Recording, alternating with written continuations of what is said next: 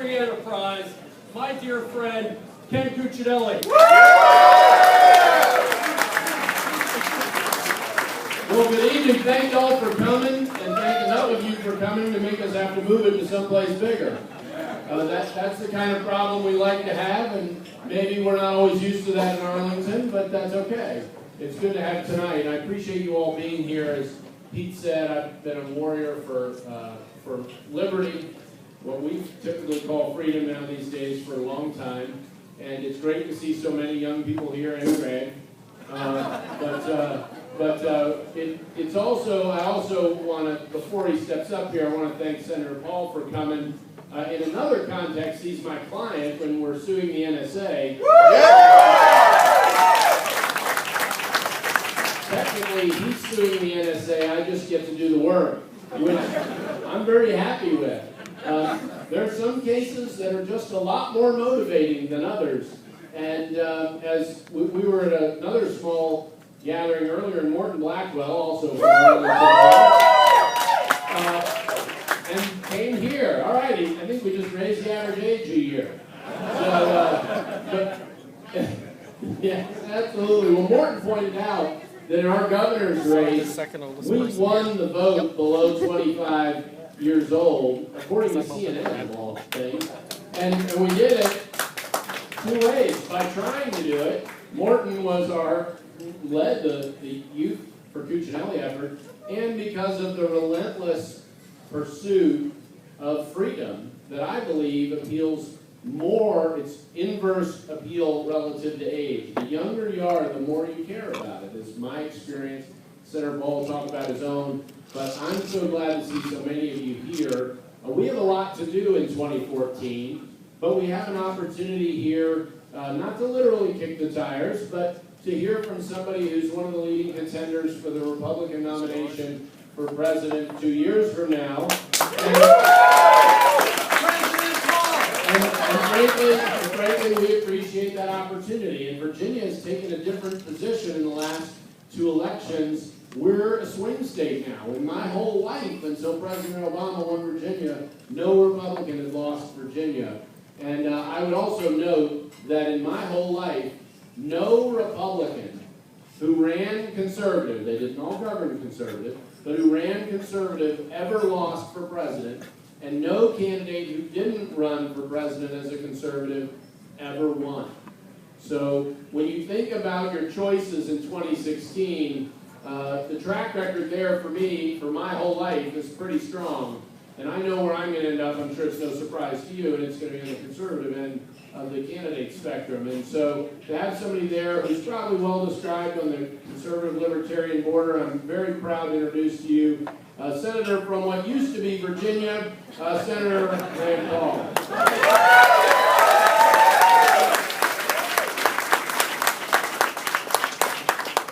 I looked at this crowd and I said, I'm going to have to have a chair this morning, right?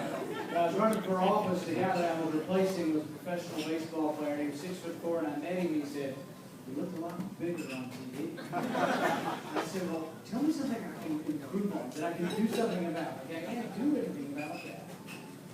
The day we announced our lawsuit, irony of ironies, I was having lunch with Eric Holder.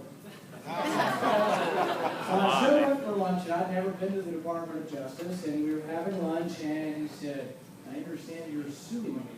I said, "Well, not just you, the president also." I'm the head of the NSA, and part of it is because it's the right thing to do, and part of it is, as far as a political strategy, how are we going to get young people to come out and turn out and say, "I'm a Republican, not a Democrat"? I think it's because we become the Leave Me Alone coalition. We're the people who say, "Get the government out of my life. Leave me alone." I think if we do, the coalition is beyond what anybody can imagine. The youth vote went to President Obama 3-1, but guess what? He wasn't much for leaving you alone. It turns out he was more for getting involved in your affairs than anybody ever has been. It used to be there was some spying going on. Now everybody's phone calls are being collected. And they say, "Well, we're not listening to your phone calls." That's true some of the time. However, they're looking at every one of your phone records. And this is the whole point. When we fought the revolution, 10 years, 15 years in advance of the revolution, James Otis fought against what were called writs of assistance, generalized warrants. These were warrants that said the British soldiers could go in anybody's house without a warrant, didn't have to have a name on it. So we wrote the Fourth Amendment, and we said that it had to be specific to a person, to a place, and to the items. They couldn't go willy-nilly into your house. And so the warrants had to be specific. But you know what the warrants that were revealed say on them? Verizon, all of your customers. So we're actually suing. It will be the largest class action lawsuit ever in the history of the country if the court approves to hear the suit. Because we're suing on behalf of everyone who has a cell phone. Potentially everyone in the country. This isn't a small abuse. This is a vast and enormous intrusion into your privacy. And some will say, well, it's just your boring old business record. Who cares? It's just your phone records. Well, 2 Stanford grads put an app on a phone for 500 people. They volunteered to get the app on their phone, and they measured just their phone records. They could tell who your doctor was, who your medicines were, what your religion was, where you went to church. They could tell a vast array of personal items about you just from your phone records. In fact, one former intelligence agency official said, oh yeah, we kill people based on metadata. So think about it. It is important. And the thing is what you spend. Tonight, if you get a drink, or not more than 2, I believe. But if you get a drink or 2 here, it's on your visa. Does the government have a right to look at your visa bill without a warrant to find out that you had a beer? No. Or that you smoke cigarettes, or you gamble, or that you might read? That you might read a magazine? You might read free market magazines, or libertarian magazines, or Republican, conservative magazines. That's nobody's business. That's on your Visa card. So all of these things are not boring business records.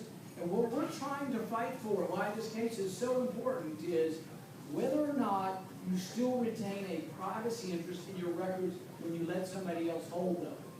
This is a big deal.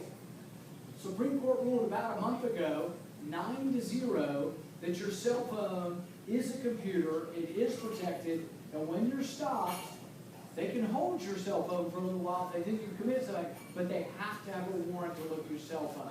This is a huge step forward.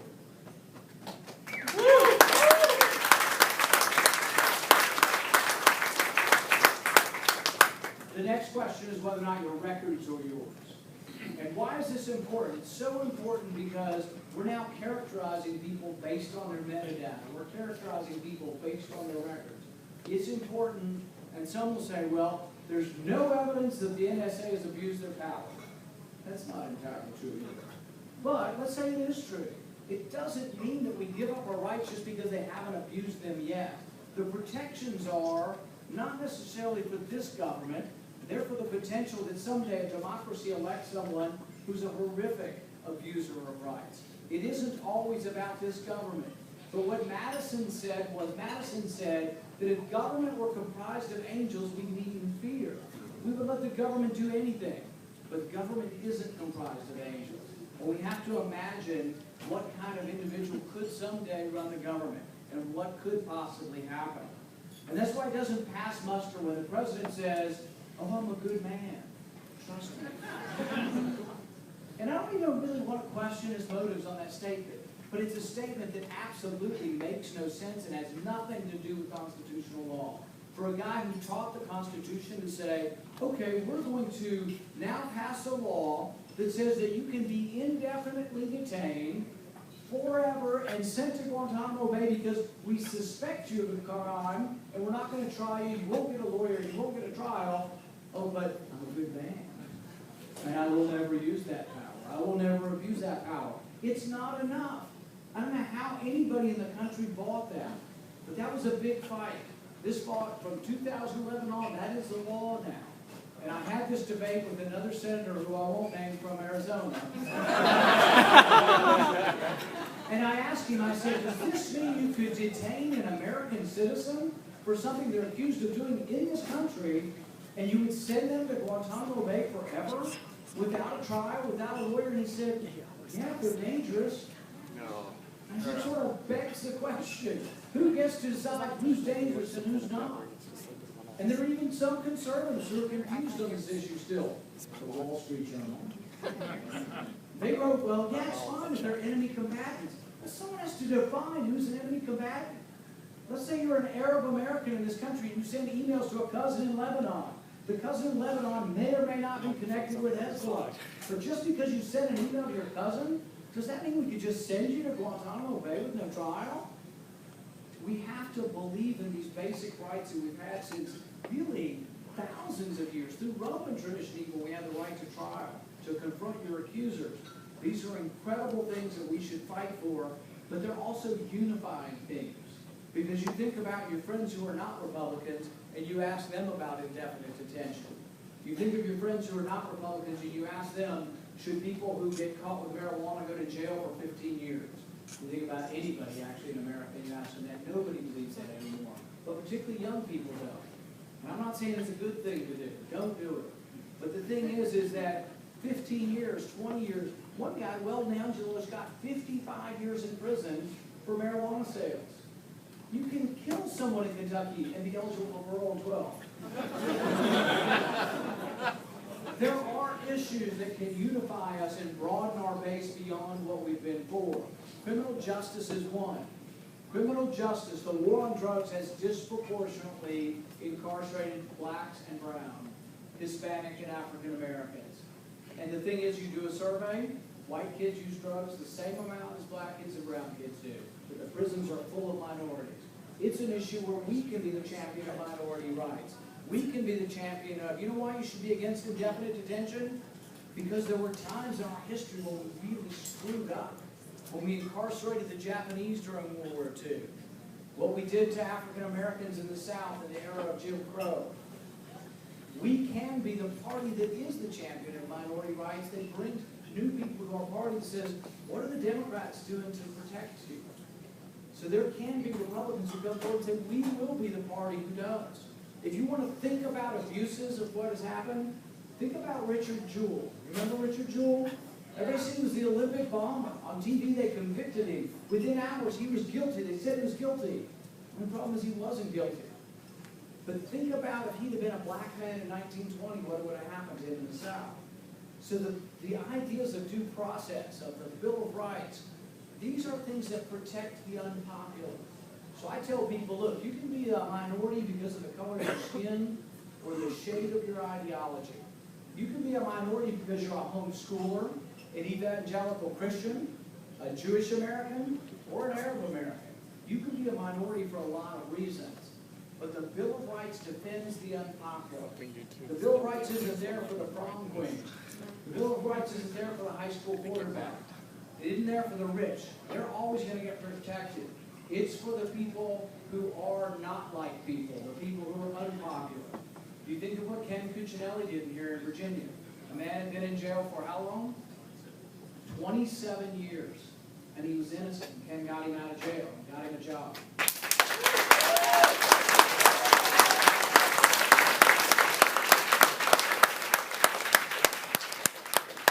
We're not winning elections.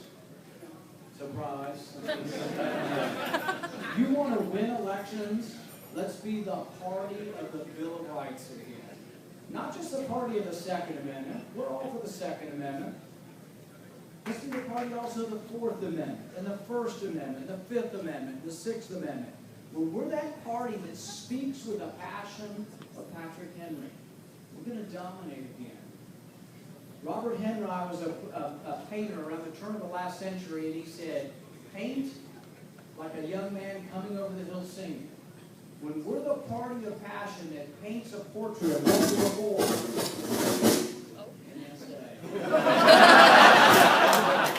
Just getting my best line.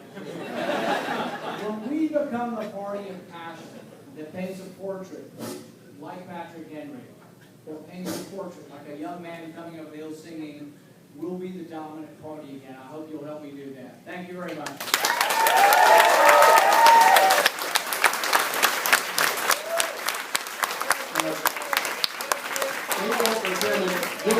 One thing, as you all know, we are buried here in the corner. The next thing on the Senate senator's schedule is getting home to his family. So just as a former candidate, he did not ask me to say this, but I know how much I didn't get to see my family. And so if you don't mind providing the courtesy of letting him get back there, I would appreciate it. So thank you all very much, and I hope you're all sticking around, and so does the guy behind the bar. So,